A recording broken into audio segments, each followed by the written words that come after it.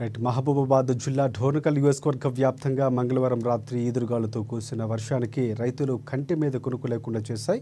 మామిడి తోట రైతులకు కన్నీరు మిగిల్చింది. టన్నుల కొద్దీ మామిడికాయలు నీలమట్టమయ్యాయి. ఇక ధాన్యం సెంటర్లో ఆరబోసిన వరి ధాన్యం తడిసి ముద్దయింది.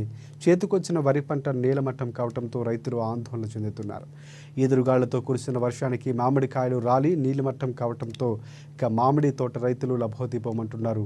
పెట్టిన పెట్టుబడి కూడా రాని పరిస్థితుల్లో మామిడి తోట రైతులు ఉన్నారని ప్రభుత్వం స్పందించి ఆదుకోవాలని కోరుతున్నారు.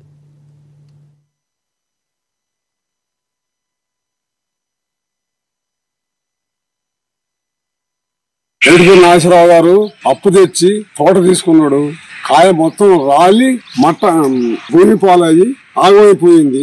రాత్రి గాలి దుమ్ముకి మండలు చెట్లు చాన్ని ఇరిగి దోర్నకల్లు నియోజకవర్గం అన్ని తోటలు కూడా ఇట్నే అయిపోయినాయి. క్షమించండి, గవర్నమెంట్ ఆదుకోవాలి. ఇన్ని రోజులు కష్టపడి కాపాడి కోతులకు పోకుండా గొడ్లకు పోకుండా కాపాడితే రాత్రికి గాలి దుమ్ము వచ్చి నష్టమైంది. ప్రభుత్వం దయచేసి కాంగ్రెస్ ఆదుకోవాలని కోరుకుంటున్నాను.